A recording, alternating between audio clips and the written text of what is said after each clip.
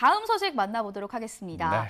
해변에 가면요, 버려진 유리병들이 참 많은데요. 이 유리병에 새 생명을 불어넣어서 예술 작품으로 만들고요. 또 이 예술 작품을 보면서 희망을 얻는 주인공이 있다고 해서 오늘 소개해드리려고 합니다. 자, 그러니까 버려진 쓰레기에 숨결을 불어넣는 그런 활동 아니겠습니까? 그렇죠. 상당히 기대가 되는데 작가가 직접 쓴 이 동화책에다가 유리 조각들로 함께 아이들과 소통을 했다고 합니다. 어떤 의미 있는 시간이었는지 화면에서 살펴보시기 바랍니다.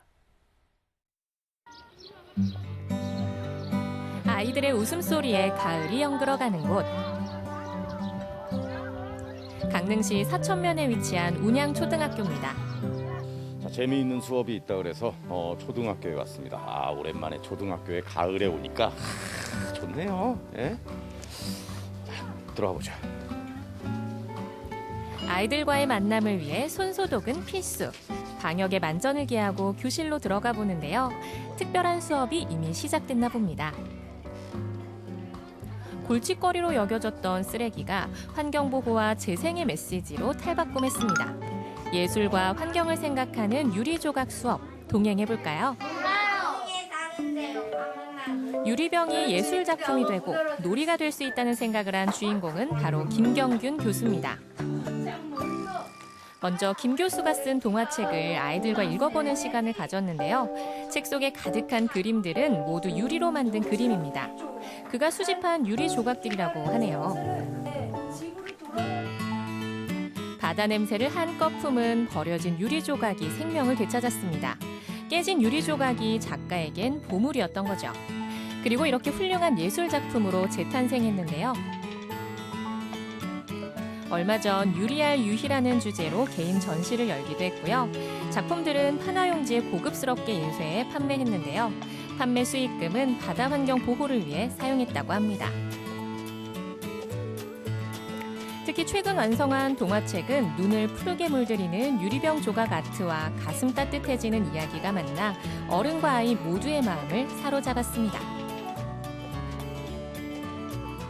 지난 2년 동안 강릉 바닷가에서 수집했던 그 유리병 조각이고요. 유리병이 이제 사람들이 무심코 바다에서 버리게 되는데 그게 오랜 세월 파도에 쓸려서 모서리가 다 마모돼서 아주 보석처럼 아름답게 빛나는 유리 조각을 가지고 조형물을 만들게 됐고요. 아이들에게 환경에 대한 경각심을 좀 불러일으킬 수 있는 부분이 강해서 그걸로 아이들이 읽을 수 있는 그림책. 요즘은 근데 아이들뿐만이 아니라 어른들이나 뭐 치매 노인들에게도 치료로도 그림책이 쓰이기 때문에 어른과 아이들이 함께 읽을 수 있는 그런 그림책을 만들게 되었습니다.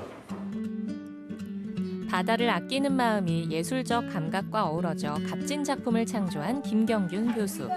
아이들이 참 좋아할 색감과 그림이죠. 아이들 눈방울에선 빛이 납니다. 저희 운양초등학교는 강릉 가까이 바다에 위치한 학교라서 아이들과 종종 바다로 산책을 나가곤 하는데요. 모래사장에서 놀다가 어떤 아이가 그 바다 유리를 발견을 했어요. 그거를 보고 우리가 버린 쓰레기가 예쁜 돌이 되어서 돌아왔다 이렇게 이야기하는 걸 보고 이 바다 유리를 매개로 뭔가 수업을 할 수 있겠다 이렇게 생각을 했고 그때 마침 그 소년과 바다라는 바다 유리로 된 책이 있는데 이 책을 읽어보고 한번 작가님을 만나면 어떻겠냐 제안을 해주셔가지고 1, 2학년 아이들이 함께 작가님을 모시고 이렇게 수업하는 자리를 만들게 되었습니다.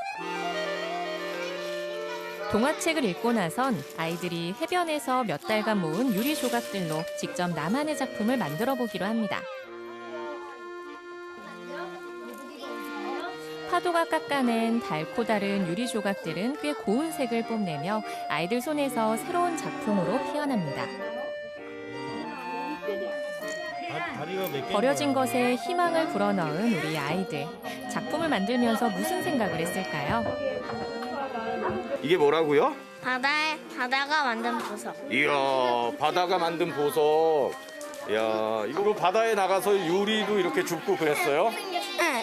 그 유리 주울 때 네. 어떤 마음이었어요? 바다가 깨끗해졌으면 좋을 것 같다. 그러고 아저씨들 술병 함부로 버리지 마세요. 어땠어요? 재밌었어요. 끝이에요? 네. 오늘의 교훈, 바다 쓰레기를 유리만 줍지 말고 다른 쓰레기도 같이 줍자. 네, 잘했어요. 아이들의 순수한 이야기에 파도에 떠밀려온 건 우리의 무관심이 아니었을까.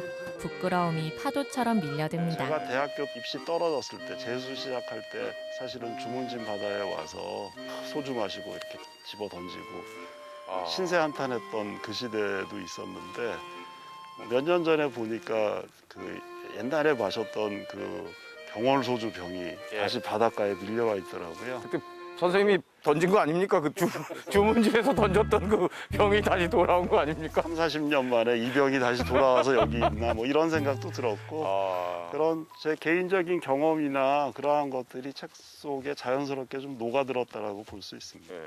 오늘 뭐 아이들이 직접 책도 여러 번 많이 읽었고 바다에서 또 나가서 유리도 주워왔고 그걸로 또 이제 이렇게 함께 만들어 보기도 하고 그런 걸 통해서 그냥 자연스럽게 바다를 더 깨끗하게 해야 되겠구나. 앞으로 내가 쓰레기를 버리면 안 되겠구나. 쓰레기가 보이면 주워야 되겠구나. 뭐 이런 생각들을 조금씩 느낄 수 있으면 가장 좋지 않았을까라는 생각을 했습니다. 거대한 바다를 선한 영향력으로 물들이는 건 작은 실천이겠죠. 김 교수와 바다에 나가봤습니다. 조개 껍질하고 형태가 비슷해지고 그다음에 이제 쓰레기하고 함께 흘러다녀요. 그래서 보면 이렇게 해안에 파도가 치는 끝자락 있잖아요. 거기에 주로 이제 이렇게 쫙 이렇게 모여 있는 경우가 많죠. 그는 강릉으로 이주 후 1년 동안 하루 평균 2시간씩 유리 조각을 수집했습니다. 이런 거는 소주병 아니겠습니까, 교수님? 그럴 것 같아요. 그렇죠? 이 병에 옆으로 이렇게 휘어지는 부분이니까 아마 바닥 부분이지. 역시 소주 전문가시네요. 짧은 시간 모은 유리 조각들이 두 손에 가득 찹니다. 유리를 주울 때는 무념무상해집니다. 그냥 계속 걸으면서 내 마음속에 있었던 어두운 생각들, 뭐 막 복잡한 생각들 이런 것들이 파도에 쓸려가듯이 좀 많이 사라지게 되고요. 오히려 생각이 복잡했던 것이 비워짐으로 인해 가지고 내가 뭔가를 할 수 있겠다라는 그 에너지를 얻는 것이지 유리를 보는 순간 막 영감이 떠오르거나 그러진 않습니다. 이곳은 김경균 교수가 최근에 작업하는 곳. 주워온 유리 조각들로 작품을 만들고 사진으로 기록하고 있습니다. 주워온 유리 조각들의 소금기를 잘 씻어내고 표면을 깨끗이 하면 보석 묻지 않은 빛깔을 뽐냅니다. 주워온 유리 조각 색깔들은 대부분 초록색과 갈색이 많은데요. 작품을 위해선 좀 다양한 색깔의 병을 버려줬으면 하는 그런 바람도 있으시겠네요. 우선은 우리나라에서는 생산 자체가 그런 색깔 병이 안 만들어지고 있어서 그렇죠. 그걸 억지로 요구하기는 어려울 것 같고요. 근데 저는 오히려 이렇게 한정된 색이 색깔의 표현은 다양하지 않더라도 마치 수묵화처럼 이렇게 한정된 색이기 때문에 오히려 그 안에서 이렇게 더 상상력을 자극한다니까. 국경 없는 유리병의 최종 종착지가 바다가 아니고 그의 작품 속인 걸 다행으로 여겨야 할까요? 또 하나의 작품이 20분 만에 뚝딱 완성됐습니다. 와, 오징어네요.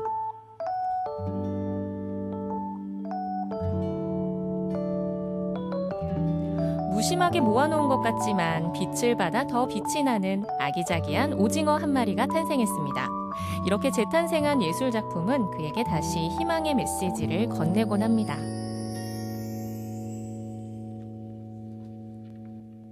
저도 이번 기회에 동화 그림책이라는 거에 대한 공부를 많이 했고요. 앞으로 지금 이거의 개정판도 준비를 하고 있고 아무래도 아이들하고 함께 할 수 있다.